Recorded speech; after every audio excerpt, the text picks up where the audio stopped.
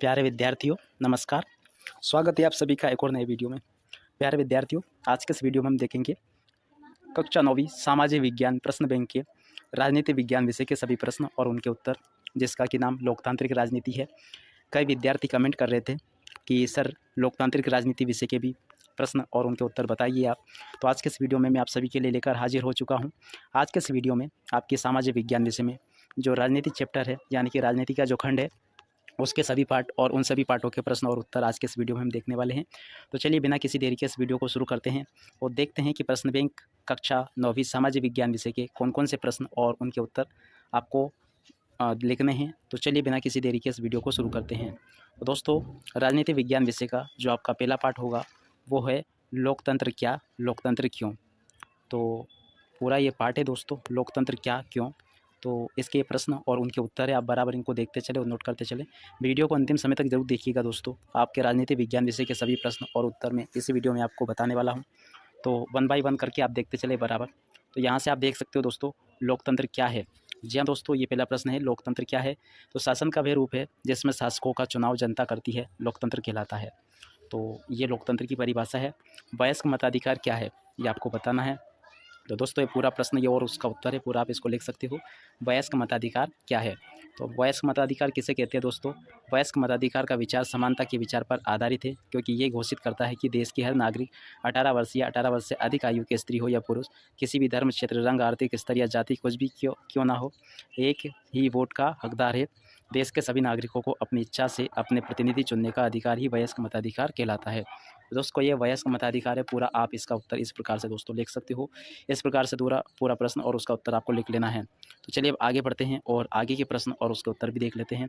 दोस्तों, आप यहाँ पर देख सकते हो, भारत एक लोकतांत्रिक देश से कैसे, ये आपको प्रश्न का उत्तर देना है। तो लोकतांत्रिक देश कैसे है ये आपको बताना है। तो भारत एक संसदीय लोकतांत्रिक गणराज्य है, जिसमें भारत का राष्ट्रपति राज्य का मुखिया होता है और भारत का प्रधानमंत्री सरकार का मुखिया होता है। ये सरकार के संघीय ढांचे पर आधारित है, हालांकि इस शब्द का प्रयोग संविधान में ही नहीं किया गया है। दोस्तों, इस प्रकार से आपको सभी प्रश्न और इनके उत्तर अच्छे से याद कर लेने हैं, जिससे कि आप सभी लोग इनको काफ़ी अच्छे ढंग से परीक्षाओं में लिख पाएँ। और अगला प्रश्न ये दिया गया है, संविधान संशोधन क्या है। तो संविधान संशोधन क्या है दोस्तों, ये पूरा आपको यहाँ से लिख लेना है। और चलिए आगे बढ़ते हैं और आगे के प्रश्न और उनके उत्तर भी हम देख लेते हैं। तो दोस्तों, अगला प्रश्न ये था आपका, एक हरी नागरिकता क्या है। पूरा का पूरा ये प्रश्न है, यहाँ से आपको इसका उत्तर लिख लेना है। एक हरी नागरिकता ऐसी नागरिकता है जिसमें नागरिक को देश की एक ही प्रकार की नागरिकता प्राप्त होती है। वे चाहे जिस राज्य में रहे उसे उसी देश का नागरिक माना जाता है। देश और राज्यों की नागरिकता अलग अलग प्राप्त नहीं होगी। तो अगला देख सकते हो दोस्तों, प्रतिनिधि लोकतंत्र से आप क्या समझते हैं। ये भी आपको दोस्तों पूरा प्रश्न और इसका उत्तर पूरा लिख लेना है।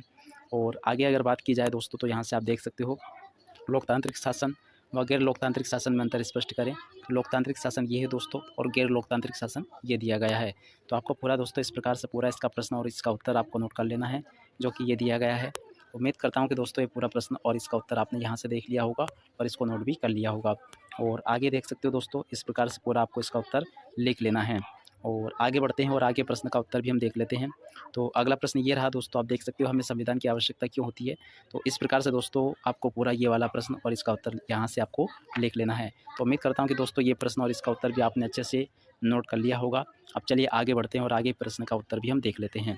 तो दोस्तों, अगला प्रश्न ये रहा, आप पूरा इसको देख सकते हो, संपूर्ण प्रभुत्व संपन्न समाजवादी गणराज्य से क्या तात्पर्य है। तो इस प्रकार से दोस्तों आपका इसका उत्तर लिख देना है। और आगे भी आप देख सकते हो, अगला प्रश्न ये है। और अब आगे देखते हैं, अगला जो चैप्टर है आपका दोस्तों, चैप्टर 2 है, जिसका नाम है संविधान निर्माण। जी हाँ दोस्तों, पार्ट 2 जो है संविधान निर्माण, ये उसके प्रश्न के उत्तर हैं। आप पूरा इसको देख सकते हो। संविधान सभा के 4 सदस्यों के नाम लिखिए। Doctor Bhimrao Ambedkar, Rajendra Prasad, Ravishankar Shukla, GB Kripalani, doctor Rajendra Prasad. इसके अलावा और बहुत सारे नाम आप इसके बता सकते हो और लिख सकते हो। तो इस प्रकार से दोस्तों आपको यहाँ से लिख लेना है। अब चलिए आगे बढ़ते हैं और अगला प्रश्न देखते हैं। तो अगला देख सकते हो, संविधान क्या है। संविधान देश का सर्वोच्च कानून है। इसमें किसी देश की राजनीति और समाज को चलाने वाले मौलिक कानून होते हैं। तो ये दोस्तों इस प्रकार से आपको इसका उत्तर प्रिपेयर करके लिख देना है। और आगे बढ़ते हैं। तो अगला प्रश्न ये दिया गया है, वयस्क मताधिकार किसे कहते हैं। तो वयस्क मताधिकार क्या होता है दोस्तों। वयस्क मताधिकार का विचार समानता के विचार पर आधारित है, क्योंकि ये घोषित करता है कि देश के हर नागरिक 18 वर्ष या 18 वर्ष से अधिक आयु के स्त्री हो या पुरुष, किसी भी धर्म, क्षेत्र, रंग, आर्थिक स्तर या जाति कुछ भी क्यों ना हो, एक ही वोट का हकदार है। देश के सभी नागरिकों को अपनी इच्छा से अपने प्रतिनिधि चुनने का अधिकार वयस्क मताधिकार कहलाता है। दोस्तों, इस प्रकार से आपको पूरा ये प्रश्न और इसका उत्तर नोट कर लेना है। चलिए अब आगे बढ़ते हैं और अगला प्रश्न ये दिया गया, आप पूरा इसको देख सकते हो दोस्तों। न्याय से क्या तात्पर्य है? न्याय किसे कहते हैं दोस्तों, ये आपको जानना है। तो न्याय शब्द अंग्रेजी अनुवाद है जस्टिस। जस्टिस शब्द लैटिन भाषा के जस्ट से बना है, जिसका अर्थ है बांधना या जोड़ना। मरियम के अनुसार न्याय उन मान्यताओं तथा प्रक्रियाओं का योग है जिसमें माध्यम से प्रत्येक व्यक्ति को वे सभी अधिकार तथा सुविधाएं प्रदान प्राप्त होती है जिन्हें समाज उचित मानता है। दोस्तों चलिए अब आगे बढ़ते हैं और आगे के प्रश्न और उनके उत्तर देखते हैं। तो संविधान की 4 विशेषताएं आपको लिखनी थी दोस्तों। ये 4 विशेषताएं हैं, पूरी आपको यहाँ पे इसको लिख देनी है। अगली बात करें तो दोस्तों मूलाधिकार क्या है? तो मूलाधिकार किसे कहते हैं? दूसरा आप यहाँ से पूरा इसको लिख सकते हो। और अगले की बात करें तो दोस्तों यहाँ से आप देख सकते हो, नीति निर्देशक तत्व को समझाइए। नीति निर्देशक तत्व किसे कहते हैं, ये आपको लिखना पूरा। तो आप यहाँ से दोस्तों पूरा इसका प्रश्न और उसका उत्तर लिख सकते हो। नीति निर्देशक तत्व किसे कहते हैं, तो ये पूरा प्रश्न और उसका उत्तर दिया गया है दोस्तों। तो आप पूरा यहाँ से दोस्तों इसको देख के लिख सकते हो, राज्य के नीति निर्देशक तत्व क्या है। अगला देखिए तो भारतीय संविधान की प्रक्रिया को समझाइए। तो भारतीय संविधान निर्माण की प्रक्रिया क्या है दोस्तों, ये आपको पूरी यहाँ से देख लेनी है और इसको अच्छे से नोट भी कर लेना है। तो उम्मीद करता हूँ कि आपने प्रश्न बैंक के सभी उत्तर अभी तक पा लिए होंगे। बस अपनी जो सामाजिक विज्ञान थी उसका सिर्फ इतना ही बचा हुआ था कि लोकतांत्रिक राजनीति चैप्टर के ऊपर जो पार्ट थे, उनके टॉपिक के ऊपर जो पार्ट थे उनके मैंने आपको प्रश्न उत्तर नहीं लिखवाए थे। इसके बाद में दोस्तों आपकी सामाजिक विज्ञान पूरी हो गई होगी। तो आगे भी कुछ प्रश्न ये हैं, आप पूरा इनको देख पढ़ो नोट कर सकते हो, यहाँ से आप इनको आसानी से लिख सकते हो। तो चलिए अब आगे बढ़ते हैं और आगे के प्रश्न और उनके उत्तर देख लेते हैं। जैसे कि संविधान के प्रमुख कार्यों की व्यवस्था कीजिए। जनप्रतिनिधि लोकतंत्र के लिए आवश्यक है, समझाइए, ये आपको पूरा लिखना है। और इसके अलावा आगे आप ये देख सकते हो चैप्टर 3 है चुनावी राजनीति। चुनावी राजनीति की अगर बात की जाए दोस्तों तो ये प्रश्न यहाँ से आप देख सकते हो, निर्वाचन क्षेत्र क्या होता है, किसे निर्वाचन क्षेत्र कहते हैं, तो आप इसको पूरा लिख सकते हो। इसके अलावा चुनाव क्यों होते हैं, आप पूरा देख के इसको यहाँ से लिख सकते हो। तो पूरा आप इसको लिखते चले। उपचुनाव क्यों होते हैं, जी हाँ दोस्तों आपको ये लिखना है कि उपचुनाव क्यों होते हैं, इसको पूरा आपको यहाँ से लिख लेना है। और आगे अगर बात की जाए दोस्तों तो यहाँ से आप देख सकते हो चुनाव अभियान क्या है। तो चुनाव अभियान क्या होता है दोस्तों, आपको जनरली यहाँ से इसको पूरा देख के और यहाँ से इसको नोट कर लेना है कि चुनाव अभियान क्या होता है। चलिए अब आगे बढ़ते हैं और आगे के प्रश्नों को देख लेते हैं। तो आगे अगर देखा जाए दोस्तों तो यहाँ पर आप देख सकते हो ये सभी दीर्घ उत्तरीय प्रश्न दिए गए हैं जो कि आपकी पूरी प्रश्न बैंक में से लिए गए हैं। जैसे कि लोकतंत्र में चुनाव क्यों आवश्यक है दोस्तों, लोकतंत्र में चुनाव क्यों आवश्यक है पूरा आप इसको यहाँ से देख सकते हो। लोकतंत्र की प्रकृति यह है कि निर्वाचित अधिकारी लोगों के प्रति जवाबदेह होते हैं और उन्हें पद पर बने रहने के लिए अपनी जनादेश प्राप्त करने के लिए निर्धारित अंतराल पर मतदाताओं के पास लौटना चाहिए। इसी कारण अधिकांश लोकतांत्रिक संविधान ये प्रावधान करते हैं कि चुनाव निश्चित नियमित अंतराल पर हो। और अगले प्रश्न की बात की जाए दोस्तों तो ये दिया गया पूरा, आप इसको यहाँ से नोट कर सकते हो, चुनाव प्रक्रिया की व्याख्या कीजिए।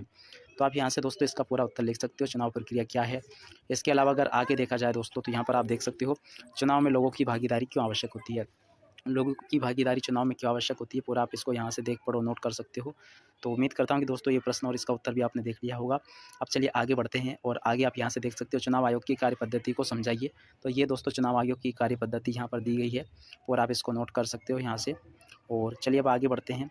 यहाँ पर दोस्तों चैप्टर 4 दिया गया है, चैप्टर 4 पूरा आप यहाँ से देख सकते हो संस्थान का। तो चैप्टर 4 के पूरे प्रश्न और उनके उत्तर हैं। तो पूरा आप इसको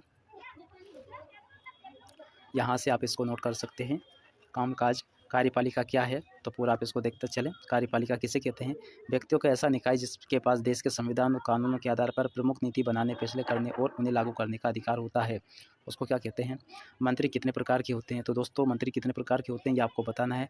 तो भारत में केंद्रीय मंत्री के 3 प्रकार के मंत्री होते हैं, एक तो कैबिनेट मंत्री होते हैं और एक राज्य मंत्री होते हैं और राज्य मंत्री स्वतंत्र प्रभार, 3 प्रकार के मंत्री होते हैं। जी हाँ दोस्तों आप ध्यान दीजिएगा, कैबिनेट मंत्री, राज्य मंत्री और राज्य मंत्री स्वतंत्र प्रभार, 3 तरह के मंत्री होते हैं केंद्रीय सरकार में। तो इस प्रकार से दोस्तों आपको ये पूरा लिख लेना है। अब चलिए आगे बढ़ते हैं। संसद के कौन कौन से सदन हैं, ये आपको बताना है कि संसद के कौन कौन से सदन हैं। तो संसद के 2 सदन हैं दोस्तों, लोकसभा, राज्यसभा। जी हाँ दोस्तों 2 सदन हैं और राष्ट्रपति भी वैसे संसद का ही अंग माना जाता है, तो आप चाहे तो पूरा ये लिख सकते हो। तो संसद के वैसे 2 सदन हैं, लोकसभा और राज्यसभा। आगे बात की जाए दोस्तों तो राष्ट्रपति की प्रमुख योग्यताएं क्या होती है, तो राष्ट्रपति के लिए प्रमुख योग्यता ये है, पूरा आप इसको लिख सकते हो। वे भारत का नागरिक हो, उसकी आयु 35 वर्ष से कम ना हो, वे किसी सरकारी लाभ के पद पर ना हो, वे पागल अथवा दिवालिया ना हो, किसी न्यायालय, यह न्यायालय थोड़ा सा गलत लिखा है, आप इसको सुधार ले, न्यायालय, तो किसी न्यायालय द्वारा सजा प्राप्त ना हो। चलिए अब आगे बढ़ते हैं और अगले प्रश्न का उत्तर लिख लेते हैं। भारत के 7 प्रधानमंत्री, तो दोस्तों ये आपकी वैसे प्रश्न बैंक में भी यहाँ पे इस जगह पे 7 लिखा होगा, जबकि मेरे ख्याल से यहाँ पर 7 होना चाहिए।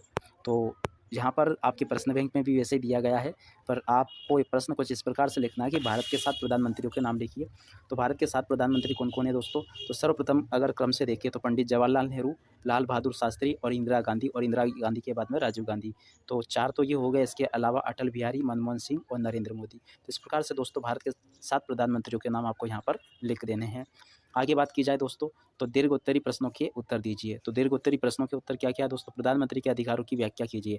दोस्तों प्रधानमंत्री के क्या-क्या अधिकार होते हैं, पूरे अधिकार आपको यहाँ से देख के इसको नोट कर लेना है। और आगे अगर बात की जाए दोस्तों, यहाँ से आप देख सकते हो न्यायपालिका के कार्यों की समीक्षा कीजिए। ये दोस्तों पूरा उत्तर है, पूरा आप इसको यहाँ से लिख सकते हो। विधायिका के कार्यों की समीक्षा कीजिए। तो दोस्तों पूरे विधायिका के कार्य लिखे गए हैं, यहाँ से आप इसको नोट कर सकते हो। चलिए अब आगे बढ़ते हैं और अगला प्रश्न का उत्तर ये दिया गया है, राष्ट्रपति के अधिकारों को समझाइए। तो राष्ट्रपति के क्या अधिकार होते हैं दोस्तों, पूरा आप यहाँ से इसको लिख सकते हो, पढ़ सकते हो, समझ सकते हो। तो ये पूरा राष्ट्रपति के अधिकार दिए गए हैं। और आगे आप यहाँ से देख सकते हो, नौकरशाही की कार्यशैली पर प्रकाश डालिए। दोस्तों नौकरशाही की कार्यशैली क्या होती है, पूरा आप इसको यहाँ से नोट कर सकते हो।